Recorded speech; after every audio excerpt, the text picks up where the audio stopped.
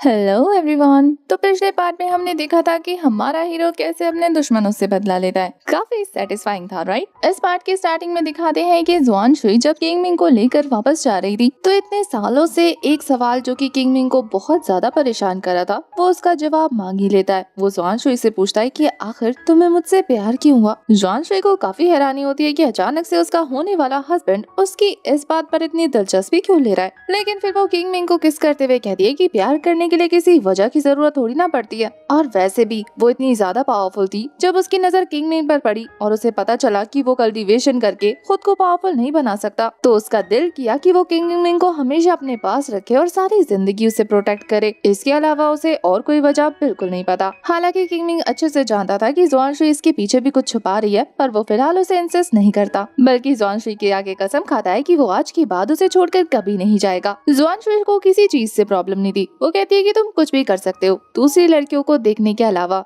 और खास करके वो किंग हुए। सीन शिफ्ट होता है और हमें चैंगलैंग किंगडम के अंडरवर्ल्ड किंग को दिखाते हैं, जिन्हें गार्ड्स आकर किंग मिंग और जुआन शुई की शादी का इनविटेशन कार्ड दिखा रहे थे, ये कहते हुए कि म्याओजियांग टेरिटरी की क्वीन अब शादी करने वाली है और उसी का इनविटेशन होने आया है। फर्स्ट प्रिंस जब वो इनविटेशन देखते हैं तो बाकी सारे एल्डर्स के पसीने छूटने शुरू हो जाते हैं, ये सोचते हुए कि पता नहीं अब उनके प्रिंस क्या करेंगे, क्योंकि काफी सालों से उनके किंगडम का प्रिंस चैंगफांग जुआन शुई से शादी करने के सपने देख रहा है। इसी बात की टेंशन तो उसके फादर को भी होने लग जाती है। वहीं दूसरी तरफ हमें मू फैमिली के रिजेक्टेड सन इन लॉ को दिखाते हैं, जिसका नाम फेंग जोशिया है। वो इस बारे में सुनता है तो वो भी समझ चुका था कि ये शादी तो आसान नहीं होने वाली। लगता है इस शादी में काफी बड़ा बवाल मचने वाला है। सीन शिफ्ट होता है और हमें म्याओजियांग के मीटिंग हॉल में ले जाते हैं, जहाँ जुआन शुई और किंग मिंग बाकी सभी एल्डर्स की क्लास लगा रहे थे, क्योंकि उन्हीं सभी को इनविटेशन देने का काम दिया गया था। चीफ केव मास्टर आगे आते हैं और वो जुआन शुई को रिपोर्ट करते हैं कि उनकी टेरिटरी में मौजूद सभी लोगों को इनविटेशन भेज दिया गया है, और रहा सवाल म्याओ टेरिटरी से बाहर के लोगों का जिनके साथ उनकी अलायंस हो रखी है तो उन्हें भी कुछ दिनों में मिल जाएगा। जुआन शुई अपनी शादी जोर शोर से करना चाहती थी, तो जैसी उसे एक खबर मिलती है वो बाकी सारे एल्डर्स को अपने अपने काम पर लौटने को कहती है, क्योंकि उन सभी को तैयारी भी तो करनी थी। तभी चीफ के मास्टर जुआन शुई को इन्फॉर्म करते हैं कि अगले महीने गुआनयान सीक्रेट रियान खुलने वाला है, तो वो आइडिया देते हैं कि क्यों ना इस बार किंग मिंग को उनकी टीम को लीड करने को दिया जाए, क्योंकि अब वो उनकी म्याओजियांग टेरिटरी का 11 केव मास्टर जो बन चुका है। पर इस बात से जुआन शुई नाराज हो जाती है और वो उस एल्डर से कहती है कि क्या तुम जानबूझकर किंग मिंग को मुश्किल में डालना चाहते हो। एल्डर समझाते हैं कि ऐसा कुछ नहीं है, वो बस म्याओजियांग टेरिटरी का भला चाहता है। जुआन शुई काफी ज्यादा ताकतवर है और बहुत ही ज्यादा खूबसूरत होने की वजह से उसके दीवाने उसके पीछे पागलों की तरह पड़े हैं, जो कि काफी ज्यादा ताकतवर है। वो किंग मिंग को अपना कॉम्पिटिटर समझेंगे। अगर किंग मिंग जैसा कमजोर इंसान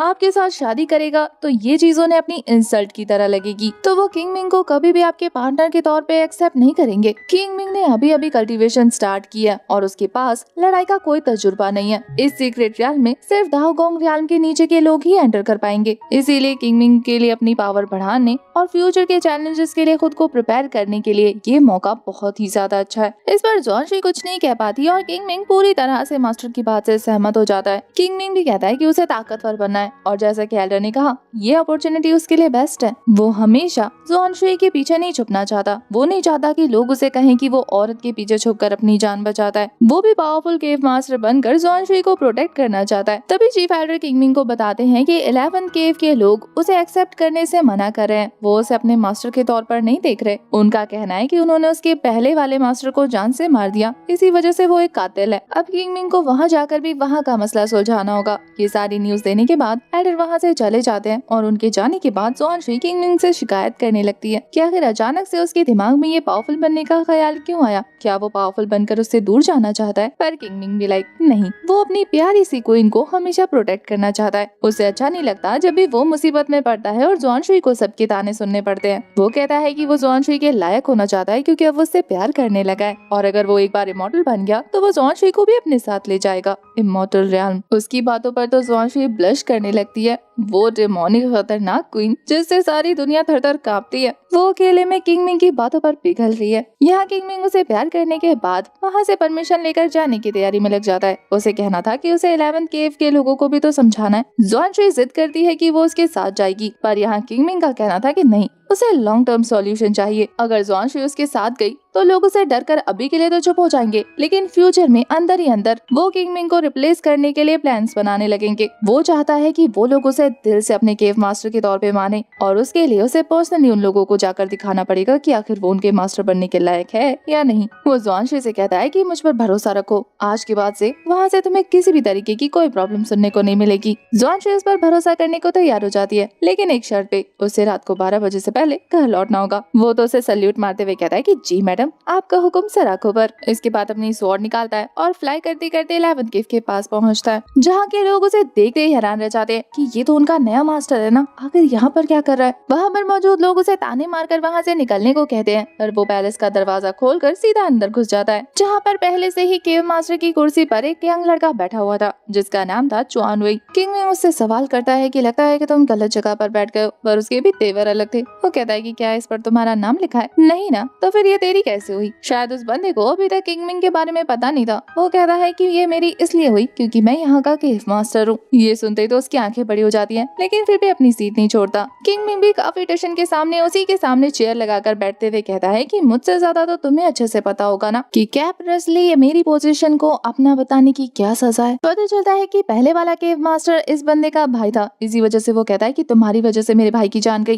तुम्हारे पास तो कल्टीवेशन भी नहीं है, और ऊपर से तुम टियान ज़ुआन सेट के डिसाइपल हो। आखिर उनकी हिम्मत कैसे हुई तुम्हें 11 केव मास्टर बनाने की? तुम इस पोजीशन के लायक ही नहीं हो। अगर इसके बाद भी तुम्हें 11 केव मास्टर की पोजीशन चाहिए तो मैं तुम्हें चैलेंज करता हूँ, जो जीतेगा ये पोजीशन उसकी होगी। ये कहते ही उसने अपने स्वॉर्ड को हमारे हीरो की तरफ तान दिया था। किंग मिंग अपनी कुर्सी पर ही बैठा रहता है। वो कहता है कि ओह, पहले वाला 11 केव मास्टर तुम्हारा भाई था। चलो, इसी वजह से मैं तुम्हारी जान बख्शते हुए आज के तुम्हारे बिहेवियर को इग्नोर करता हूँ। और रहा सवाल चैलेंज का, तो मुझे तुम्हारा चैलेंज एक्सेप्ट है। तुम्हारा नाम क्या है? चुआन भाई काफी छोड़ते हुए अपना नाम बताकर कहता है कि एक बात बताओ, तुम मुझसे फाइट कैसे करोगे? कल्टीवेशन तो तुम्हारे पास धेले भर की नहीं है। इतना सुना था कि हमारा हीरो खड़ा होता है और अपनी डेडली पावर को रिलीज करता है, जिससे उन सभी का उस प्रेशर में खड़ा होना भी मुश्किल था। आधे लोग अपने घुटनों पर आ जाते हैं और आधे लोग जमीन पर। चुआन भाई भी बामुश्किल खुद को खड़ा रखते हुए सोच रहा था कि आखिर ये बंदा लेट स्टेज डोंगजुआन पर कैसे पहुंच गया। कल तक तो इसके पास कोई कल्टीवेशन नहीं थी ना। लोग आपस में खुसर-पुसर करने लगते हैं कि लगता है कि हमसे अपनी कल्टीवेशन पावर छुपा रहा था, वरना खुद सोचो, अगर ये एक मॉडल होता तो 100 सालों से बिना अपने अपीयरेंस को चेंज करे वो जिंदा कैसे रह सकता था। मुझे लगता है कि हमारी मैदान ने इन्हें इसीलिए चूज किया है क्योंकि इसने अपनी कल्टीवेशन पावर को हिडन रखा होगा। तो क्या इसका मतलब ये है कि एक दिन हेवन को कॉन्कर करेगा? ये इतना ज्यादा पावरफुल है। सभी की सिटी पिटी कुल हो चुकी थी, और यहाँ पर चुआन भाई को जैसे ही पता लगता है कि किंग मिंग के पास भी कल्टीवेशन है, तो वो उसे ग्रीट करते हुए कहता है कि कांग्रेचुलेशन, अब हमारी कल्टीवेशन लेवल सेम है तो हम फाइट कर सकते हैं। मैं भी केव प्रोफाउंड रियल्म के पीक पर हूँ। चैलेंज ये है कि हम दोनों में से जो भी जीतेगा उसे 11 केव मास्टर की पोजीशन मिलेगी। क्या तुम तैयार हो? किंग मिंग तैयार था। वो कहता है कि अगर मैंने तुम्हें 3 बार में नहीं हराया तो फिर मैं चुपचाप यहाँ से चला जाऊंगा और ये पोजीशन हमेशा हमेशा के लिए तुम्हारी हो जाएगी। चुआन भाई को हंसी आ जाती है। वो कहता है कि मानता हूँ कि तुम मेरे जितने ही पावरफुल हो, लेकिन इसका मतलब ये नहीं कि तुम मुझे हरा सकते हो, वो भी 3 बार में। ये काम सिर्फ हमारी होली मैदान ही कर सकती है। वो ज़ुआनशी के बारे में बात कर रहा था कि उनके अलावा मुझे इस तरह से कोई और नहीं हरा सकता। ये सुनकर किंग मिंग खुश होते हुए कहता है कि ये तो और भी अच्छी बात है, अगर मेरी वाइफ कर सकती है तो इसका मतलब ये है कि मैं भी नेचुरली कर सकता हूँ। किंग मिंग ने सबके सामने ज़ुआनशी को अपनी वाइफ अनाउंस किया था, तो ये सुनकर सब लोग और ज्यादा डर जाते हैं, जिसे ये नहीं पता था कि असल में ज़ुआनशी की शादी जिससे होने वाली है वो किंग मिंग है।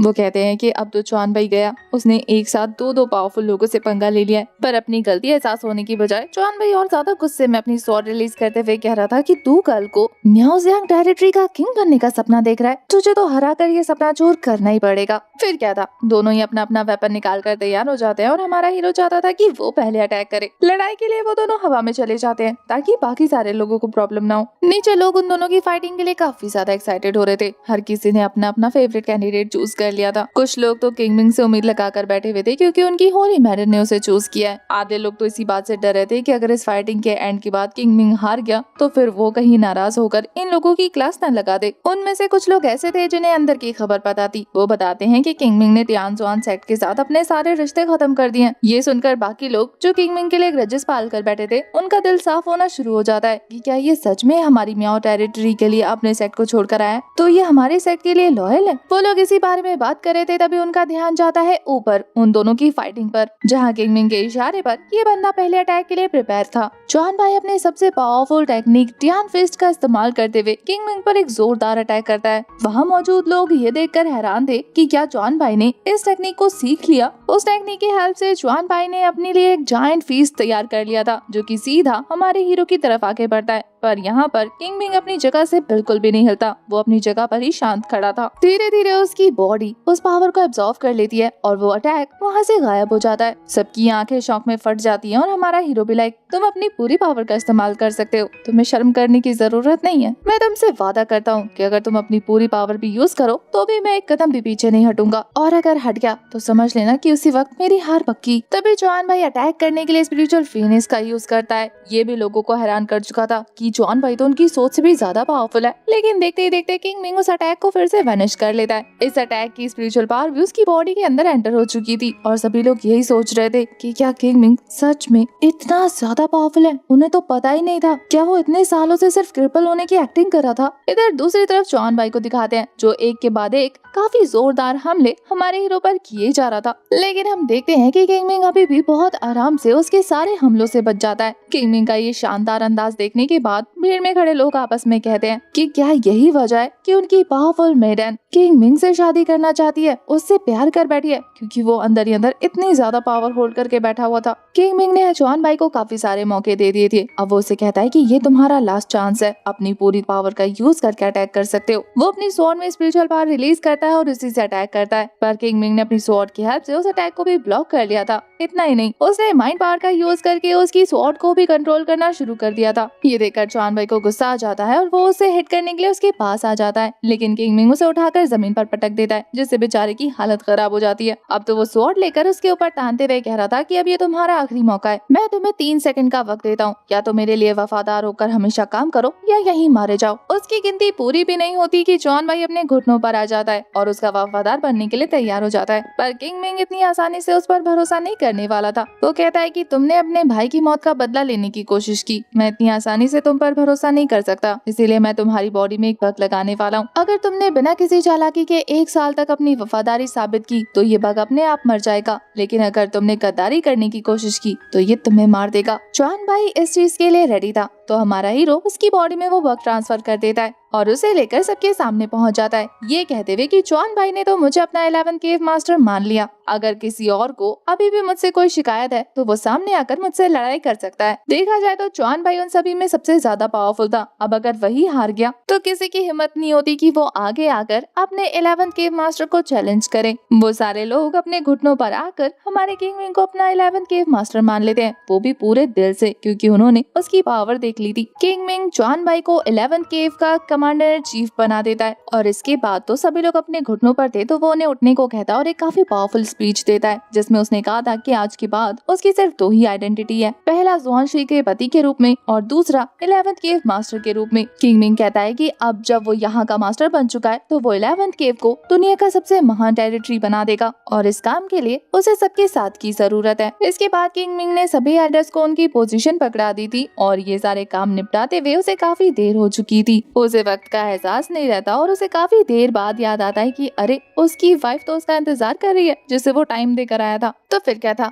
बाकी सारा मामला जुआन भाई को संभालने का बोलकर वहाँ से निकल जाता है। इधर दूसरी तरफ जुआनशी को दिखाते हैं, उसका तो गुस्से के मारे दिमाग खराब हो रहा था कि उस लड़के ने मुझसे प्रॉमिस किया था कि वो रात में वापस आ जाएगा और अब सुबह होने वाली है, अभी तक उसका कोई अता पता नहीं है। वो इतना ज्यादा गुस्सा हो जाती है कि गुस्से में चाय के कप से खुद को ही हर्ट कर लेती है। थोड़ी देर और वेट करने के बाद वो मैडम का सब्र जवाब दे जाता है। खुद दरवाजे से बाहर निकलते हुए कहती है कि लगता है वो खुद नहीं आने वाला, मुझे ही जाकर घसीट कर लाना पड़ेगा। उसकी आंखों से तो खून उतर रहा था, लेकिन तभी हाफते हाफते वहाँ पर किंगमिंग आ जाता है, ये कहते हुए कि वाइफी आ गया। उसे देखते ही मैडम ऐसे सॉफ्ट पड़ती है कि अपना घाव का दर्द ही भूल जाती है। किंगमिंग को उसकी चोट नजर आ गई थी और वो समझ गया था कि उसने ये चोट खुद को क्यों दी होगी। वो कहती है कि फिर से ओवरथिंक करने लग गई, तो मुझे बस थोड़ा सा टाइम लग गया, काम ज्यादा था ना, बाकी मुझे अपना प्रॉमिस अच्छे से याद था। और फिर वो उसकी चोट पर दवाई लगाने लगता लगता है। ये देखकर तो उसे उस पर बहुत ज्यादा प्यार आ रहा था। अब क्यों ना आए भाई, कौन सी लड़की चाहेगी कि उसका पसंदीदा मर्द उसका ख्याल न रखे। तो वो तो बड़े प्यार से किंग मिंग को खाली घूरे जा रही थी और किंग मिंग भी लाइक, क्या हुआ, मेरे चेहरे पे कुछ लगा है क्या? वो तो कहती कि नहीं, मुझे इस चीज पर यकीन नहीं आ रहा कि मेरे लिए तुम्हारे दिल में फीलिंग्स चेंज कैसे हो गई। कल तक जो लड़का मुझे जान से मारने के बारे में सोचता रहता था, आज वो अचानक से मुझसे इतना प्यार करने लग गया। मैं तो अभी थोड़ी देर पहले यही सोच रही थी कि शायद तुमने मुझे फिर से बेवकूफ बनाकर यहाँ से भागने की कोशिश की है। जब किंग मिंग उसे यकीन दिलाता है कि उसे सबसे ज्यादा सुकून जुआन शुई के पास आता है, वो जानता है कि इस दुनिया में सबसे ज्यादा प्यार वो उससे करती है, तो वो उसे छोड़कर क्यों जाएगा। जुआन शुई उससे पूछ ही लेती है कि आखिर उसकी फीलिंग्स इतनी तेजी से कैसे चेंज हो गई, क्या इसके पीछे कोई वजह या फिर वो नाटक कर रहा है। किंग मिंग कहता है कि मैं जानता हूँ कि तुम मेरी बातों पर यकीन नहीं करोगी, लेकिन अब मैं फाइनली तुम्हें ये राज बताना चाहता हूँ। क्या तुम्हें ग्रेट ड्रीम ऑफ एटर्निटी के बारे में पता है? जुआन शुई इस शब्द के बारे में पहली बार सुन रही थी, तो वो कहती है कि नहीं। किंग मिंग बताता है कि ये एक ऐसा सपना है जिसमें आप अपनी पूरी जिंदगी जीते हैं और आपको रियलिटी हिट होती है। समझ लो मैंने एक दूसरी जिंदगी जी है और मैं रीइंकार्नेट होकर वापस आया हूँ। मैंने देखा कि उस रात भागने के बाद मैं जैसे तैसे तिहानजुआन सेक्ट वापस चला गया, उस जिंदगी का सपना लेकर जो मैं यहाँ से निकलने के बाद जीने के बारे में सोच रहा था। लेकिन वहाँ जाने के बाद सभी एल्डर्स, सीनियर्स, जूनियर्स ने मिलकर मुझे यूजलेस बोलकर सेक्ट से बाहर निकाल दिया और मैं इस दुनिया में जिससे सबसे ज्यादा प्यार करता था, मेरे बचपन का प्यार, मेरी इकलौती फैमिली किंग हुए। वैसे जब ये बात हमारी जुआन शुई सुन रही थी, उसका तो कलेजा मुंह को आ गया था, लेकिन ये बस एक सपना है सोचकर वो माइंड नहीं करती। वही किंग मिंग कहता है कि उसी खास इंसान ने मुझे सबसे ज्यादा चोट पहुंचाई, मेरे सुप्रीम दाव बोन को हासिल कर लिया, मुझे बिट्रे किया और फिर मुझे मार डाला। मेरे मरने के बाद मेरी परवाह पता है किसने की? तुमने अपनी जान की बाजी लगाते हुए तिहानजुआन सेक्ट से बदला लिया, यहाँ तक कि पूरे कल्टीवेशन वर्ल्ड को डिस्ट्रॉय कर दिया अपने उस हिडन स्वॉर्ड का यूज करते हुए। उस वक्त मुझे एहसास हुआ कि मुझसे अगर इस दुनिया में सबसे ज्यादा कोई प्यार करता है तो वो तुम हो। अब कहीं जाकर जुआन शुई के दिल से ये बोझ उतरता है कि आखिर उसका ये प्यारा हस्बैंड इतनी तेजी से कैसे बदल गया। वो कहती है कि मुझे सपने का तो नहीं पता, लेकिन मुझे तुम्हारी बातों पर यकीन है। किंग मिंग यहाँ एक और राज का खुलासा करता है। पिछली लाइफ में जुआन शुई ने उसके लिए अपनी आधी जिंदगी की कल्टीवेशन सेक्रीफाइस करते हुए उसे बचाने की कोशिश की थी और तब जाकर कहीं वो उसकी सोल को प्रोटेक्ट कर पाई थी, और शायद यही वजह है कि उसकी सोल वापस उसकी प्रेजेंट की बॉडी में आई है। अब उसे सुला देने के बाद हमारा हीरो कल्टीवेशन को बढ़ाने के लिए कल्टीवेट करने बैठ जाता है, जहाँ थोड़ी देर की कल्टीवेशन के बाद ही वो केव प्रोफाउंड रियल्म को क्रॉस कर चुका था। अपनी कल्टीवेशन कंप्लीट करने के बाद जब वो फाइनली जुआन शुई के पास आता है तो वो नींद में बड़बड़ा रही थी। उसे नींद में भी किंग मिंग के उसे अकेले छोड़ जाने का डर सता रहा था। ये देखकर किंग मिंग भी लाइक, बताओ, दुनिया भर के लोगों को अपने एक स्वॉर्ड में जिंदा गाड़ देने वाली लड़की नींद में भी अकेले छोड़ जाने का डर रखती है। अब तो उसे सच में उससे बहुत ज्यादा प्यार आ रहा था। वो तो उसे चुप कराने के लिए गले से लगा लेता है। तब जाकर उसकी नींद में बड़बड़ाने की वजह से किंग मिंग को उसकी रियलिटी पता लगती है कि बचपन में उसकी फैमिली ने भी उसे धक्के मारकर घर से निकाल दिया था। किंग मिंग को रियलाइज होता है कि जुआन शुई क्यों उसे प्रोटेक्ट करना चाहती थी, क्योंकि आज के वर्ल्ड की ये रूथलेस डीमन क्वीन जिसकी पावर का मैच होना नामुमकिन है, वो बचपन में बिना कल्टीवेशन के पैदा हुई थी और उसके पेरेंट्स ने इसी वजह से उसके भाई बहन के सामने उसे धक्के मारकर घर से निकाल दिया था। इसी वजह से उसे अकेले रहने से डर लगता है कि कोई उसका साथ छोड़कर चला जाएगा, क्योंकि उसके भाई बहनों ने भी उसे अबैंडन कर दिया था। वो अपने पेरेंट्स से रिक्वेस्ट करती है कि वो उसे बाहर ना फेंके, वरना वो भूखे भेड़िए डीमन उसे जिंदा खा जाएंगे, पर उसके पेरेंट्स को उसकी परवाह नहीं थी। तभी वो किंग मिंग से रिलेट कर पा रही थी। किंग मिंग के पास भी तो कल्टीवेशन नहीं थी और उसका भी दुनिया में कोई नहीं था। उसका सेक्ट भी उसे धक्के मार के निकाल रहा था। इसी वजह से वो उसकी सेवियर बनना चाहती थी। जब किंग मिंग को उसका ये रूप दिखता है तो वो उससे और ज्यादा प्यार करने लगता है। वो उसे कंसोल करते हुए कहता है कि पूरी दुनिया भी खत्म हो जाएगी ना, वो तब भी उसका साथ नहीं छोड़ेगा। वैसे किंग मिंग नोटिस नहीं करता, पर रात गुजर चुकी थी, तो ये सुनते ही मैडम होश में आ जाती है और खुशी के मारे बच्चों की तरह चहकने लगती है कि सच में। वो उसे छेड़ते हुए कहता है कि मैंने अपने दाव हार्ट की कसम खाई थी, तुम्हें अब भी ट्रस्ट नहीं है।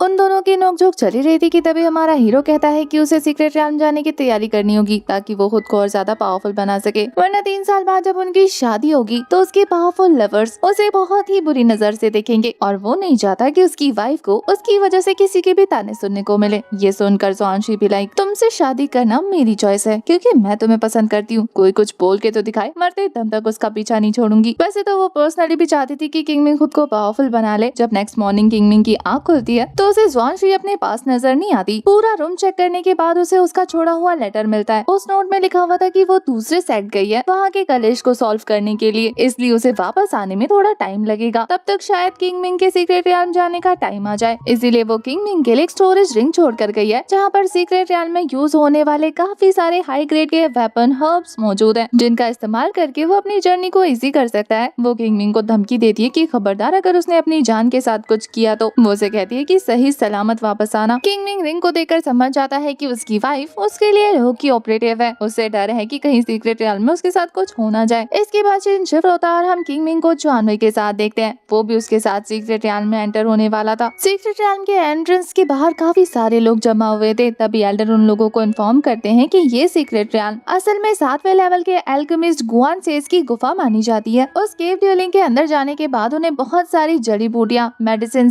ट्रेजर्स मिल सकते हैं। वहाँ की स्पिरिचुअल एनर्जी भी बहुत ही ज्यादा प्योर मानी जाती है, इसीलिए उस सीक्रेट रियल में उन्हें बहुत ही सारे ट्रेजर हंटर्स भी मिल सकते हैं। तो उन्हें बचते बचाते आगे जाना होगा। इधर सीक्रेट रियल की भीड़ में मौजूद एक बंदा हमारे हीरो को देखकर कहता है कि क्या बात है, 11 के मास्टर भी यहाँ पर आए हैं। आप तो मेरी सोच से ज्यादा जल्दी आ गए। हमारा हीरो भी लाइक जल्दी नहीं आएंगे तो ट्रेजर्स कोई और ले जाएगा ना। वैसे जो बंदा किंग मिंग से बात कर रहा था वो अजूरी ड्रैगन का एनवॉय है। वो हमारे हीरो को वार्निंग या कहे टॉन्ट देते हुए कहता है कि माना कि इस केव में एंटर करने के लिए केव प्रोफाउंड रियल्म से कम की पावर होनी चाहिए, लेकिन यहाँ पर आने वाले कुछ ऐसे कल्टीवेटर्स जो इस अपॉर्चुनिटी और ट्रेजर्स को मिस नहीं करना चाहते, वो भी अपनी कल्टीवेशन को सप्रेस करके अंदर चले जाते हैं। उनसे सामना हो तो जान बचाना बहुत मुश्किल हो जाता है और अंदर मौजूद मॉन्स्टर्स भी इस काम को और ज्यादा मुश्किल कर देते हैं। वैसे जब उस अजूरी ड्रैगन एनवॉय ने ये बात कही थी तो वहाँ मौजूद बाकी सारे कल्टीवेटर्स भी उस पर भड़क जाते हैं कि तुम ऐसा कैसे कह सकते हो। तभी एक बूढ़ा आदमी बाहर निकलते हुए कहता है कि ये पक्का बहुत ही ज्यादा एरोगेंट है और ये बात ये खुद नहीं बल्कि इसका एरोगेंस कर रहा है। पर उस बंदे को खुद पर पूरा कॉन्फिडेंट था कि मेरी बातों पे यकीन नहीं आ रहा तो अंदर जाकर देख लेना। वैसे भी यहाँ पर इतने खतरनाक ट्रेजर है जो कि आपकी लाइफ स्पैन को भी सेव कर सकते हैं। वहीं पर खड़ा एक बूढ़ा आदमी भी कहता है कि मेरे एंसेस्टर ने भी ऐसे इमॉर्टल मेडिसिन के बारे में सुना था और ऐसे मेडिसिन का जिक्र भी किया था जो कि आपकी कल्टीवेशन पावर को कम कर सकता है। वो ओल्ड मैन रिवील करते हैं कि उनकी फैमिली में से भी एक बार एक एंसेस्टर ने उसी तरीके की मेडिसिन का यूज करके एंसेस्टर इमॉर्टल मेडिसिन को तलाश करने की कोशिश की थी, लेकिन वो मेडिसिन इतनी ज्यादा खतरनाक थी कि उन पर बैकफायर करके गई। उनके वो ग्रेट ग्रैंड एंडलर सीक्रेट रियल जाने के बाद ज्यादा देर सरवाइव नहीं कर पाए, वहीं मारे गए। इसीलिए वो कहते हैं कि अगर किसी ने उस तरीके की मेडिसिन ली है तो मैं उसे यही कहूंगा कि वो बाहर रह जाए, सीक्रेट रियल के अंदर ना जाए, नहीं तो मुसीबत उसका पीछा नहीं छोड़ने वाली। ये सुनकर काफी सारे लोग सच में डर जाते हैं। तो उनमें से एक बंदा आगे निकलकर उस एल्डर से पूछता है कि आखिर वो कौन है और यहाँ पर क्या करने आए, क्या वो भी सीक्रेट रियल के अंदर एंटर होना चाहता है। पर वो एल्डर बताते हैं कि नहीं, वो तो बस यहाँ से गुजर रहे थे, इतनी भीड़ देखी तो क्यूरियोसिटी के लिए यहाँ पर आ गए। उन्हें पता लगा कि ये सीक्रेट रियल का दरवाजा है तो वो बस बाकियों को चेक करने लग गए। वहाँ पर अजूरी ड्रैगन एनवॉय मौजूद था तो उसे ये बात सच नहीं लगती। वो कहता है कि मुझे ऐसा क्यों लग रहा है कि आप अंदर जाने की तैयारी में। पर वो एल्डर कहता है कि हाँ, पहले मेरा प्लान था, लेकिन जब मैंने सुना कि उसके लिए कल्टीवेशन क्राइटेरिया क्या है तो फिर मैंने जाना कैंसिल कर दिया। और वैसे भी मैं अपनी कल्टीवेशन को कम करके अंदर नहीं जाऊंगा, मेरा ऐसा कोई इरादा नहीं है। पर तभी उस अजूरी ड्रैगन एनवॉय ने उसके 2 एंसेस्टर को नोटिस कर लिया था। वो कहता है कि तुम ना जाओ, लेकिन अपने डिसेंडेंट को तो भेज ही सकते हो ना। वो दोनों बच्चे उसे देखकर सहम जाते हैं और वो एल्डर कहता है कि इनसे डरने की जरूरत नहीं है, ये बस एक एल्डर ब्रदर है जो तुम्हें ग्रीट कर रहे हैं। तो वो छोटी बच्ची उस अजूरी ड्रैगन एनवॉय पर ही गुस्सा करने लगती है कि आप हमारे एल्डर पर गुस्सा क्यों कर रहे हैं, एक तो वो हमें यहाँ पर लेकर आए हैं हमें कुछ दिखाने के लिए, अगर आप उन्हें बातों में लगा के रखेंगे तो फिर हम वो चीज कैसे देखेंगे, यहाँ से वापस भी तो जाना है। मुझे सेक्ट जाना था लेकिन ये ट्रिक करके यहाँ पर ले आए। वो उनकी पोल खोले जा रही थी क्योंकि उस लड़की ने बता दिया था कि उसके मास्टर चाहते हैं कि वो सीक्रेट रियल के अंदर जाए। अजूरी ड्रैगन एनवॉय कहते हैं कि क्या तुम्हें अंदर जाने का डर नहीं लगता, अंदर तो बहुत ही ज्यादा खतरा है ना। पर वो क्यूट गर्ल जिसका नाम ज़ियाओनैन था वो कहती है कि कैसा खतरा, मास्टर ने बताया कि अंदर छोटे छोटे इंसेक्ट है और कुछ नहीं, मैं तो छोटे इंसेक्ट को यूं मार देती हूँ, बहुत बहादुर हूँ मैं। उसकी बात सुनकर तो उसके एल्डर को शर्म आ रही थी क्योंकि उसने इतने सारे झूठ जो बोले थे और बाकी सबको उस क्यूट लड़की की हरकतों पर हंसी। ये एक ही वक्त में कितनी ज्यादा नादान और नॉटी है ये। उनकी बातों के बीच में क्रेन्स का एक झुंड आता है और पता चलता है कि उनके ऊपर और कोई नहीं बल्कि टियान जुआन सेट के डिसाइपल्स बैठे हुए हैं। टियान जुआन सेट के डिसाइपल्स के ग्रुप में किन्वे भी मौजूद थी जो वहाँ आते ही जैसे ही किंग मिंग को देखती है तो उस पर झपट्टा मारने की कोशिश करती है। वो तो उसे बीच में ही रोक देता है कि मेरे पास आने की भी जरूरत नहीं है, मैं और तुम आज से अजनबी हैं, तो मेरा पूरा नाम भी मत लेना। तुम मुझे मियाओ ज़ैंग टेरिटरी का 11 केव मास्टर के तौर पे ग्रीट कर सकती हो, अगर मेरी वाइफ सुनेगी तो उसे अच्छा नहीं लगेगा और मैं नहीं चाहता कि मैं किसी भी एरी गैरी लड़की के चक्कर में अपनी वाइफ को नाराज करूं। ये देख करके किंग मिंग किंगवे को रिजेक्ट कर रहा है। बाकी सारे कल्टीवेटर्स कहते हैं कि उस मोटर्स के पीछे क्यों जा रही हैं फेरी, यहाँ पर और भी कल्टीवेटर्स मौजूद हैं, आप उनमें से किसी एक को चूज कर सकती हैं। आई एम श्योर यहाँ पर सभी लोग आपके साथ अंदर जाने के लिए तैयार हो जाएंगे। पर ये सुनकर किंगवे को गुस्सा हो जाता है और वो उस बंदे को उठाकर दूर पटक देती है और फिर से वो हमारी किंग मिंग के पास पहुंच जाती है कि मुझे नहीं पता कि तुमने क्या सोचा और हमारा रिश्ता खत्म कर दिया, लेकिन मैं चाहती हूँ कि तुम मुझे एक चांस और दो। आई एम श्योर तुम्हें मिस मिसअंडरस्टैंडिंग हुई है और मैं तुम्हारी मिसअंडरस्टैंडिंग क्लियर कर दूंगी। किंग मिंग अभी भी उसे बता रहा था कि उसने कैसे उसे बिट्रे किया, पर वो लड़की जैसे मानने को तैयार ही नहीं होती। यहाँ किंग मिंग उससे काफी ज्यादा हार्श तरीके से बात करते हुए कहता है कि अगर मेरी कल्टीवेशन पावर तुमसे ज्यादा होती तो मैं तुम्हें जान से मार देता, क्योंकि वो लगातार ज़ुआनशुई की भी बुराई कर रही थी। वो कहती है कि मेरे और जूनियर ब्रदर के बारे में तुम जो सोच रहे हो वैसा हमारा रिश्ता है ही नहीं। पर किंग मिंग भी लाइक, ओह रियली? अच्छा तो फिर मुझे एक बात बताओ, तुम्हारी कल्टीवेशन इतनी हाई है, उसके बावजूद भी तुम इतनी सारी आर्मी फोर्स को लेकर सीक्रेट रियाल्म के अंदर क्यों जा रही हो? तुम्हारी जो पोजीशन है टियानजुआन सेक्ट में, तुम्हें किसी भी ट्रेजर या रिसोर्सेज की कमी नहीं, तुम्हारे पास अनलिमिटेड है, फिर भी सीक्रेट रियाल्म जाने की क्या वजह है? ये सुनकर बेचारी की बोलती बंद हो जाती है, क्योंकि रीजन था जॉन। किंग मिंग कहता है कि मैं जानता हूँ, मैंने फेज 1 की कल्टीवेशन डिस्ट्रॉय कर दी और तुम उसकी कल्टीवेशन वापस रिवाइव करना चाहती हो, और इसी वजह से तुम सीक्रेट रियाल्म जा रही हो, क्योंकि वहीं पर तुम्हें मिलेगा वो इमॉर्टल मेडिसिन जिसके बारे में वो ओल्ड मैन बता रहे थे कि वो मरते को भी जिंदा कर दे। मैं सही कह रहा हूँ ना? किंग हुए बेचारी हकलाती रह जाती है, क्योंकि उसके पास कोई जवाब ही नहीं था, क्योंकि किंग मिंग ने जो भी गेस किया वो सही था। तो वो किंग से कहता है कि चाहे तुम उसके साथ प्यार करो, शादी करो या बच्चे पैदा करो, मुझे तुमसे कोई लेना देना नहीं, हमारा रिश्ता कब का खत्म हो चुका है, तो अब मेरे पीछे ना ही आओ तो बेहतर होगा। वैसे वो दोबारा जाने की कोशिश करती, उससे पहले वहाँ पर एल्डर आ जाती है। वैसे किंग मिंग को यहाँ पर सच में काफी ज्यादा गुस्सा आ रहा था। वो अपनी मुट्ठी भींचते हुए कहता है कि आप भी आई हैं अपने गुड डिसाइपल के लिए वो डिवाइन मेडिसिन तलाश करने। वैसे मैंने आज तक आपको किसी और काम के लिए इतना एक्टिव नहीं देखा, क्रिपल तो मैं भी था, लेकिन आपने कभी मेरे लिए वो एफर्ट्स नहीं लगाए, जबकि उस दिन अगर हमारा सेक्स सरवाइव कर पाया तो उसकी वजह सिर्फ मैं था। किंग मिंग को अंदर ही अंदर फिर से बिट्रेयल फील होता है, क्योंकि उसके सेक्ट ने कभी उसकी इतनी परवाह नहीं की। जब उसकी कल्टीवेशन डिस्ट्रॉय हो गई थी तो वो उसे किसी कचरे की तरह ट्रीट कर रहे थे। उन्होंने हमेशा उसका सिर्फ इस्तेमाल किया। ज़ुआनशुई ने जब उसे मांगा तब वो उसके सामने डेविल थी, तब इन लोगों ने उसकी परवाह नहीं की, बल्कि उसे सैक्रिफाइस करते हुए अपने सेक्ट को बचाया। और आज जब बात एक न्यू कमर की आई तो सेक्ट में एल्डर से लेकर सीनियर से लेकर जूनियर से लेकर हर कोई उसके लिए अपनी जान दांव पर लगाने को तैयार है। पीक मास्टर के ऊपर इन सारी बातों का असर नहीं होता। वो हमारे हीरो से कहती है कि वैसे भी हमारा रिश्ता खत्म हो चुका है, अब हम किसी भी तरीके से रिलेटेड नहीं है, तो अपनी बातों का हम पर इस्तेमाल करना बंद करो। तुम्हारी ये चालाकियां हम पर नहीं चलेंगी। तुमने खुद उस डिसाइपल को क्रिपल किया है और इसी वजह से हमें रिस्पॉन्सिबिलिटी लेनी पड़ रही है, जबकि तुम तो पैदा ही बिना कल्टीवेशन के हुए थे। बेहतर होगा कि तुम मेरी जबान न खुलाओ, क्योंकि अब मैं तुम्हारी एल्डर नहीं हूँ। इसलिए हम क्या करते हैं, कहाँ जाते हैं और किसके लिए करते हैं तुम्हारा जानना जरूरी नहीं। अपने काम से काम रखो। किंग मिंग भी इस बात को एक्सेप्ट करते हुए कहता है कि सही कहा आपने, अब मेरा आप लोगों के सेक्ट से कोई वास्ता नहीं। तो अगर अंदर मेरा आप लोगों के साथ सामना हुआ तो इसका मतलब ये है कि मैं किसी भी इंसान पर रहम ना करूँ तो चलेगा। तो मुझसे आइंदा किसी भी तरीके के रहम की उम्मीद मत करना। पीक मास्टर को तो जैसे हमारे हीरो से अलग ही दुश्मनी थी। वो कहती है कि जो तुम्हारे हाथों से मर जाए वो हमारे सेक्ट के डिसाइपल्स हो ही नहीं सकते, पर दुआ करना कि तुम हमारे हाथ ना चढ़ो, कि मेरे हाथों से मरने के बाद तुम्हें भी अफसोस होगा। ये कहकर वो तो वहाँ से चली जाती है। डिसाइपल्स केव के दरवाजे का ओपन होने का इंतजार कर रहे थे, तभी देखते ही देखते सीक्रेट रियाल्म का दरवाजा ओपन होता है और सारे तेजी से अंदर एंटर करते हैं। अंदर जाने के बाद हर कोई अलग अलग जगह टेलीपोर्ट हुआ था, पर किंग मिंग और जॉन वही एक साथ अंदर एंटर हुए थे।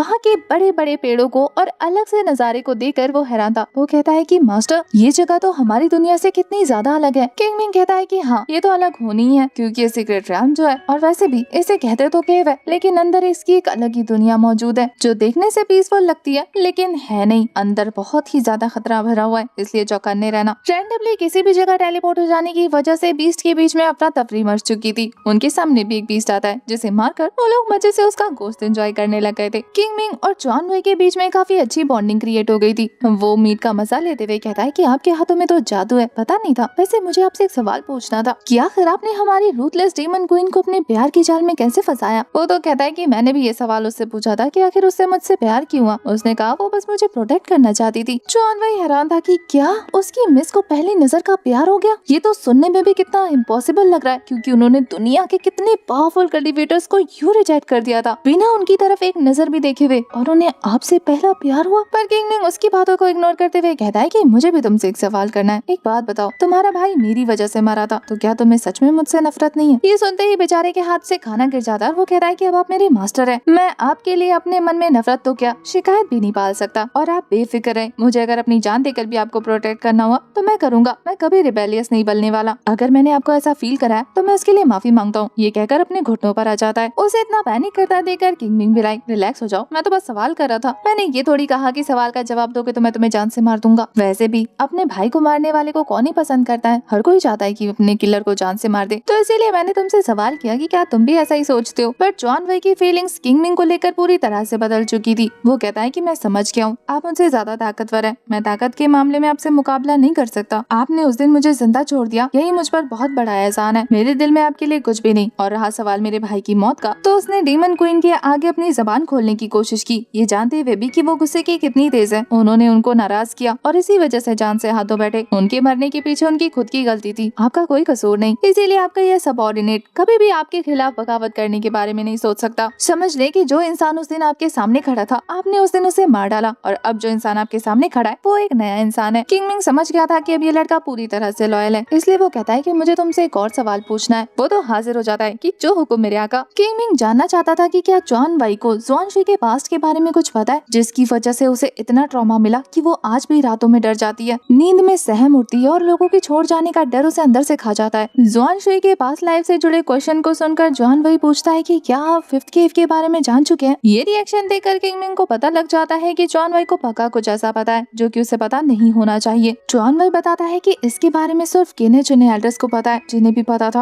वो या तो मारे जा चुके या ट्रांसफर हो चुके। वैसे वो श्योर नहीं है, लेकिन उसे उड़ती उड़ती खबर मिली थी, ये बात बहुत पहले की है। किंग मिंग कहता है कि तुम्हें जितना भी पता है, छोटी से छोटी डिटेल्स उस वक्त की जो भी तुम्हें याद है वो सब बता दो। तो वो किंग मिंग के कान के पास आकर फुसफुसाते हुए बताता है कि पहले उनकी होली मैडन यानी जुआन शुई इतनी ज्यादा छोटी थी और बहुत ही ज्यादा मासूम थी कि वो रोड पे चलने वाली चींटियों को भी नहीं मारती थी, लेकिन फिर अचानक से उनकी पूरी की पूरी पर्सनैलिटी बदल गई। उन्होंने देखते ही देखते कल्टीवेशन करना शुरू कर दिया। हर कोई हैरान था, वो इतनी रैपिडली ग्रो कर रही थी कि उस वक्त मियाओजियांग में मौजूद सबसे ज्यादा पावरफुल जीनियस को भी उन्होंने कुछ ही सालों में पीछे छोड़ दिया। सारे एल्डर्स यही सोच रहे थे कि जैसे लगता हो उन्हें किसी ने पोजेस कर लिया। किसी को यकीन नहीं होता कि वो इतनी पावरफुल और रूथलेस कैसे बन गई। एल्डर्स ने वक्त के साथ इन बातों को दबा दिया, और जिन लोगों को भी स्टार्स के बारे में पता था कि उनकी पावर इतनी तेजी से कैसे बढ़ी, उन्हें या तो सेक्ट से निकाल दिया गया या चांद से मार दिया गया। और उसी दिन के बाद से उनका नाम पड़ गया रूथलेस डीमन क्वीन। उनकी स्वॉर्ड सिर्फ खून पहचानती थी। ये बातें जॉन वाई ने एक सांस में कह दी थी, तो बेचारा गहरी गहरी सांसें भरना शुरू कर देता है, जैसे सच में कुछ उगल कर उसे शांति मिल रही हो। इस पूरी कहानी को सुनकर किंग मिंग को एक ही चीज नजर आ रही थी कि इन सब के पीछे हो सकता है कि टाइम ट्रेवल इन्वॉल्व हो। पहले उसके बिहेवियर का बदल जाना, फिर अचानक से रैपिडली अपनी कल्टीवेशन को ग्रो करना, ये तो ट्रांस माइग्रेटर की निशानी है। वो इस बात से थोड़ा परेशान था कि क्या उसकी वाइफ सच में एक टाइम ट्रैवलर है। किंग मिंग को इतना ज्यादा सीरियस देखने के बाद जॉन वाई उसे माफी मांगने लगता है कि मैंने आपको जो कुछ भी बताया क्या आप भूल सकते हैं, आप इस बारे में होली मैडन को मत बताना, वरना वो मेरी गर्दन ही उड़ा देगी, मैं तो बिना ड्रेसेस के ही दुनिया से गायब कर दिया जाऊंगा। पर वो उसे रिलैक्स करते हुए कहता है कि मैं उसे कुछ नहीं बताने वाला। और रहा सवाल तुम्हारी होली मैडन का, तो वो सच में काफी अच्छी है, पोलाइट है, वो अंदर से आज भी वैसी है जैसे पहले हुआ करती थी। मुझे फर्क नहीं पड़ता कि वो कौन है, मैं बस उससे प्यार करता हूँ और इतना काफी है। उनकी बातों के बीच में उन पर जबरदस्त हमला होता है, और ये हमला करने वाला एक जायंट पावरफुल हेवन लेवल का बीस्ट था। उस बीस्ट को देखते ही दोनों की सिट्टी पिट्टी गुल हो जाती है, क्योंकि उनकी कल्टीवेशन थी कम और ये बीस्ट था बहुत ही ज्यादा पावरफुल, जो कि उन्हें जान से मारने के इरादे से यहाँ पर आया था। पता चलता है कि अभी अभी इन दोनों ने जिस बीस्ट का मांस खाया था वो और कोई नहीं बल्कि इसी जायंट ईगल का बेबी था। तो वो जैसे ही किंग मिंग की तरफ गुर्राती है, वो तो कहता है कि भाई साहब लगता है आपको कोई गलतफहमी हो गई है। जॉन भाई ने तो दौड़ लगानी शुरू कर दी थी, क्योंकि वो ईगल शांत रहने वाला नहीं था। जॉन भाई दौड़ते हुए कहता है कि उसे नहीं पता था कि वो लोग उसके बेबी को खा रहे, वरना तो वो उसे संभाल के रखता बाकी जानवरों से प्रोटेक्ट करते हुए। वो ईगल थोड़ी ना उनकी बातें सुनती, उसने तो अटैक करके जॉन भाई को खुद से काफी दूर कर दिया था। इसी बीच वो किंग मिंग से भी अलग हो जाता है। वो ईगल अब किंग मिंग के पीछे दौड़ पड़ती है। यहाँ जॉन भाई काफी ट्राई करता है कि वो उस ईगल का ध्यान अपनी तरफ खींच ले, पर इस चक्कर में उसकी मुलाकात एक और पर्सन से हो जाती है, जो कि उसे लेकर वहाँ से बचाकर भाग जाता है। वो बीच किंग मिंग के काफी पास पहुँच गया था। उसे पता था कि इसे डिस्ट्रैक्ट करने के लिए उसे रास्ते में पेड़ बिछाने पड़ेंगे, तो वो पेड़ों का यूज करता है, लेकिन वो फिर भी उसे डॉज करते हुए उसके काफी पास आ जाती है। तो यहाँ किंग मिंग उस बंदे को एक जोरदार मुक्का मारता है, लेकिन उसकी डिफेंस शील्ड काफी ज्यादा स्ट्रॉन्ग थी, तो वो समझ गया था कि वो ऐसे तो इससे नहीं बचने वाला, उसे कुछ और ट्राई करना होगा। तभी दूर से ये नजारा टियानजुआन सेक्ट की दो डिसाइपल्स देखती हैं। उन्होंने किंग मिंग को और उस बोर्ड को नोटिस कर लिया था, तो उनकी आपस में कन्वर्सेशन चलने लगती है कि क्या उन्हें जाकर किंग मिंग को बचा लेना चाहिए, क्योंकि एक टाइम पे वो उनका जूनियर रह चुका है। पर वो रेड वाली जो शुरू से ही किंग मिंग को देखकर चिढ़ती है, वो कहती है कि नहीं, क्या तुम भूल गई हो कि लास्ट टाइम इसने अपनी पावर का यूज करके फेचुआन के साथ क्या किया था, और अब इसका टियानजुआन सेक्ट से कोई लेना देना नहीं। बाहर तो वार्निंग दिया था इसने, तो हम इसकी मदद क्यों करें, वैसे भी हमारे पास टाइम कम है, हमें किलन मेडिसिन जाकर लेना है, वो हमारे जूनियर ब्रदर को भी तो देना होगा ना। वो दोनों ये बात कर रही थी, तब तक किंग मिंग उनके काफी पास पहुंच चुका था। वो तिलिस्मान का यूज करके खुद को टेलीपोर्ट कर देता है, और पीछे से ये ईगल इन दोनों के पीछे पड़ जाती है। वो उन दोनों लड़कियों से ये कहते हुए निकल जाता है कि मेरे बदले तुम तुम इस ईगल को संभाल लो, तुम्हारे बदले मैं वो किलिंग मेडिसिन ढूंढ लूंगा। तुमने ही तो कहा जूनियर विदर को बचाना है, टाइम कम है, तो जैसे ही वो मेडिसिन मुझे मिलेगी मैं उसे हैंडल ओवर कर दूंगा, तुम रिलैक्स हो जाओ। ये कहकर वहाँ से चलता बनता है। पीछे से एक सेंटीपीड उस पर अटैक करने वाला था, तो वो काफी कूल तरीके से उसे बीच में से चीर देता है। आगे बढ़ते हुए किंग मिंग को कुछ लोगों के फाइट करने की आवाज आती है। जब वो जाकर चेक करता है तो पता चलता है कि तियान ज़ुआनसेट के कुछ आउटर डिसाइपल एक आइस पाइथन के साथ फाइट कर रहे हैं, जो कि एक आइस लोटस का गार्डियन था।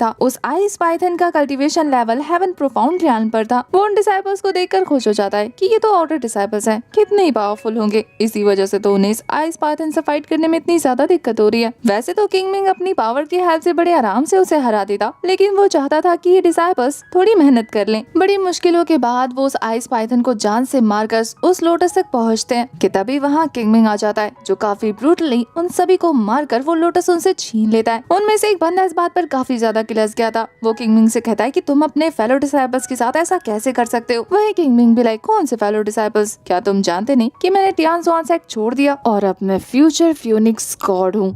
जानते हो ना मेरी आइडेंटिटी अब क्या है, मियाओ जियांग का 11th केव मास्टर हूँ मैं। पर ये सब सुनकर भी वो बंदा शांत नहीं होता, बल्कि किंग मिंग को प्रोवोक करते हुए कहता है कि तुम कितने अनग्रेटफुल हो, अपने ही लोगों के साथ तुम धोखेबाजी कर रहे हो। किंग मिंग भी लाइक, 1000 सालों तक मुझे इस्तेमाल करना और फिर मेरी ही जान का सौदा करके अपने सेट को प्रोटेक्ट करना, ये सारी सौदेबाजी तो मैंने तियान ज़ुआनसेट से ही सीखी है। अब उस बंदे को पता लग गया था कि किंग मिंग उसे जाने नहीं देने वाला, तो वो उसे मास्टर की धमकी देने लगता है कि मैं मास्टर से शिकायत कर दूंगा, वो तुम्हारी पावर को शैटर कर देगी। पर वो कहाँ उससे डरने वाला था। वो अपनी स्वॉर्ड निकाल लेता है। ये देखकर इसके पसीने छूटने लगते हैं। कहता है कि मैं मास्टर से कुछ नहीं कहूंगा, बस मेरी जान बख्श दो, मैं किसी को नहीं बताऊंगा कि इन सब के पीछे तुम हो। पर किंग मिंग किसी सांप को अपना फन फैलाने का मौका नहीं देना चाहता था। वो अपनी स्वॉर्ड सीधा उसके सीने में उतार देता है और उसे मारने के बाद काफी कैजुअल अपनी स्वॉर्ड को साफ करते हुए कह रहा था कि सॉरी, मेरा हाथ फिसल गया। जब वो आइस क्लीनिंग फ्लावर उसके हाथ में आता है तो उसकी एनर्जी को सेंस करने के बाद उसे समझ आता है कि इसमें तो कुछ भी खास नहीं है। पर फिर भी ये कहते हुए निकल जाता है कि चलो इतना भाग के आऊं तो एनर्जी रिकवर कर देगा। किंग मिंग को सीक्रेट रियान में पूरे 1 महीने गुजर चुके थे। हमें देखने को मिलता है कि अब उसके पीछे एक वेयरवुल्फ पड़ा है, जिससे बचकर भागते हुए वो हमें बता रहा था कि 1 महीने से उसे यहाँ पर कोई भी नहीं दिखा। और ये काफी स्ट्रेंज बात है, अभी तक एल्डर्स भी सीक्रेट रियाल्म के चक्कर लगाने नहीं आए, जो कि और भी ज्यादा खतरे के होने का एहसास कराता है। वो पिछले 1 महीने से इसी तरीके का खतरनाक वेयरवुल्फ्स के साथ प्रैक्टिस कर रहा है, जिससे उसकी अटैकिंग पावर पहले से ज्यादा तेज हो चुकी है। उसके रिफ्लेक्शन भी फास्ट हो चुके हैं। उसकी कॉम्बैट स्किल्स इतनी ज्यादा इंप्रूव हो गई थी कि उसने एक ही झटके में उस वुल्फ को जमीन पर लापटका था। अब वो उस वुल्फ को खा नहीं सकता था, तो वो उसके कोर को रख लेता है और इसके बाद एक वाइल्ड बोर का शिकार करता है अपने रात के खाने के लिए। लेकिन तभी जंगल में उसे चारों तरफ से लोग घेर लेते हैं, ये कहते हुए कि वो बोर हमारे हवाले कर दो और साथ ही अपना स्टोरेज बैग भी। उन लोगों ने किंग मिंग को डराने के लिए अपने अपने वेपन भी बाहर निकाल लिए थे, उसे चारों तरफ से घेरते हुए। किंग मिंग भी लाइक, अच्छा तुम लोगों को मेरा स्टोरेज बैग चाहिए और साथ ही ये वाइल्ड बोर भी। वो सारे हमें गर्दन हिलाते हैं, तो किंग मिंग भी लाइक, आके ले लो, मेरा मुंह क्या देख रहे हो। अब उनके लीडर को इतना ज्यादा गुस्सा आ जाता है कि इस लड़के की हिम्मत कैसे उन्हें उकसाने की। वो सारे लोग हमला करते कि हमारा किंग मिंग एक ही झटके में उन सभी को उनके घुटनों पर ला देता है, ये कहते हुए कि अगर ये पावर देखने के बाद भी तुम्हें अकल नहीं आई तो फिर तो मरने के बाद भी नहीं आएगी। अब वो सारे तो घुटनों पर आकर किंग मिंग से माफी मांगने लगते हैं कि उन्हें नहीं पता था कि वो इतना बड़ा कल्टीवेटर है, वो चाहे तो वो जिंदगी भर उसकी गुलामी करने को तैयार है। तो किंग मिंग उन सभी से उनका स्टोरेज बैग हासिल कर लेता है। जब वो उस लीडर के स्टोरेज बैग को चेक करता है तो पता चलता है कि ये एक लड़की का है जिसे उसने लूटा है। स्टार्टिंग में किंग मिंग को लगा था कि ये लोग शायद कोई कल्टीवेटर है और यहाँ आकर एक दूसरे को लूट रहे हैं, लेकिन उन्हें नहीं पता था कि ये मियाओ टेरिटरी के लुटेरे हैं जो इसी इरादे से यहाँ पर आए हैं ताकि वो कल्टीवेटर्स को लूट सके। इनका ट्रेजर हंट या मॉन्स्टर हंट से कोई लेना देना नहीं। तो ये जानने के बाद वो उनके लीडर को जान से मार देता है, क्योंकि उसे पता था कि लोगों को जिंदा छोड़ने पर भी ये लोग अच्छा काम तो नहीं करने वाले। ये देखकर उसके बाकी सारे जूनियर्स काफी ज्यादा डरते हुए हमारे हीरो को कहते हैं कि अगर वो उनकी जान बख्श दे तो वो उन्हें एक राज की बात बताएगा। किंग मिंग को वो राज की बात सुनी थी, इसलिए वो कहता है कि जल्दी बको। वो बंदा डरते हुए बताता है कि वेस्ट की तरफ वो छोटी लड़की जो इस रियाल में एंटर हुई है, वो एक मैजिक सर्कल के अंदर फंस गई और वो पूरी तरह से सही सलामत है। और इसके अलावा सबसे ज्यादा चौंकाने वाली बात ये है कि वो इमॉर्टल मेडिसिन, जिसके बारे में यहाँ पर सभी मौजूद कल्टीवेटर्स को पता है, वो भी उसी सर्कल के अंदर अपीयर हो गया और इसीलिए सारे कल्टीवेटर्स वहीं जा रहे हैं। यहाँ तक कि तियान ज़ुआनसेट के डिसाइपल्स भी, सभी लोग रास्ते में हैं। अब सारी इन्फॉर्मेशन उस बंदे ने दे दी थी, तो किंग मिंग उसे भी जान से मार देता है, ये कहते हुए कि मैंने ये नहीं कहा था कि मैं तुम्हें जिंदा छोड़ दूंगा। जो बाकी लोग लोग बच गए थे वो किंग मिंग का ऐसा क्रूअल रूप देखने के बाद तो वहाँ से भागने की तैयारी में लग जाते हैं। किंग मिंग उनमें से काफी सारे लोगों को मौत के घाट उतार चुका था, लेकिन एक बंदा बच के भाग निकलता है तो वो उसका पीछा करते करते वेस्ट की केव के पास पहुँच गया था, जहाँ का मौसम ईस्ट की तरफ से काफी अलग था। वहाँ पहले से ही काफी भीड़ लगी हुई थी। जैसे ही वहाँ पर किंग मिंग पहुँचता है, उसका ऑरा और उसका इंटेंस लुक देखने के बाद सभी लोग रास्ता छोड़ देते हैं, क्योंकि उन्हें पता था कि अगर वो इसके सामने आए तो ये उन्हें भी निपटा देगा। आगे बढ़ते हुए किंग मिंग की मुलाकात अपनी सीनियर से होती है, वही रेड ड्रेस वाली। उसके कपड़े देखकर ऐसा लग रहा था कि इस ठंड में वो जमने वाली हो। तो किंग मिंग उसे कहता है कि खुद को ढक लेती, इतनी भी क्या लोगों की अटेंशन लेने की पड़ी है तुम्हें जो इस तरह के कपड़े पहन के खड़ी हो। वो तो बहुत ही ज्यादा ऑफेंस हो जाती है। वो किंग मिंग को बुरा भला कहने लगती है कि तुम्हें क्या लगता है पहले हम सब तुम्हें पसंद करते थे, मास्टर के कहने पर हम तुम्हें अच्छा ट्रीट करते थे। और वही किंग मिंग भी लाइक तुम्हें क्या लगा कि पहले मैं तुम्हें पसंद करता था, वो तो मुझे सेक्ट में किसी से बना के रखनी थी तो इस वजह से मैंने तुमसे प्यारी बातें करी होंगी, तुम्हें क्या लगा तुम हुस्न भरी हो। ये सुनकर बेचारे की बोलती बंद हो जाती है और उसी बीच उन लोगों की नजर उस छोटी बच्ची पर पड़ती है जो उस मैजिक सर्कल के अंदर खड़ी थी, जहाँ का नजारा पूरी तरह से चेंज था। जब किंग मिंग की नजर उस छोटी बच्ची पर पड़ती है तो पहली बार देखने के बावजूद भी उसे वो बच्ची काफी जानी पहचानी लग रही थी और ये चीज उसे काफी हैरान कर देती है। तभी उस बच्ची के सामने वो 7 कलर ग्लेज फ्लावर अपीयर हो चुका था, जिसे देखते ही सारे कल्टीवेटर्स आग बबूला होकर उस पर झपट पड़ते हैं। एक बूढ़ा आदमी तो अपनी स्वॉर्ड निकाल लेता है ताकि वो उस बच्ची को मारकर इस फ्लावर को हासिल कर सके, पर वो उस मैजिक सर्कल के अंदर होने की वजह से इन लोगों की पहुंच से बहुत दूर थी। पता चलता है कि ये एक तरीके का किलिंग फॉर्मेशन है जो कि उस लड़की को प्रोटेक्ट कर रहा है। वो सारे जो भी उस लड़की को मारने के इरादे से उस सर्कल के पास आए थे वो घुटनों पर आ जाते हैं। वहीं उस किलिंग फॉर्मेशन में वो लड़की सही सलामत खड़ी थी। ये चीज किंग मिंग को हैरान कर देती है कि क्या सच में ये फॉर्मेशन उस लड़की को प्रोटेक्ट कर रहा है। सभी कल्टीवेटर्स कंक्लूजन बनाते हैं कि शायद ये फॉर्मेशन बाहर वर्क करता है, इनसाइड नहीं, इसी वजह से वो लड़की प्रोटेक्टेड है। देखने को मिलता है कि अंदर का नजारा पूरी तरह से बदल चुका था और एक बीस्ट उस छोटी बच्ची पर हमला करने के लिए उसके पास झपट पड़ता है। तभी अचानक से वो किलिंग फॉर्मेशन अपना काम करती है और वो बीस्ट भी डिस्ट्रॉय हो जाता है, जिससे उन सभी की थ्योरी गलत हो जाती है। उन्हें समझ आ गया था कि सच में ये फॉर्मेशन उस छोटी बच्ची को ही प्रोटेक्ट कर रहा है। क्या ये पॉसिबल है कि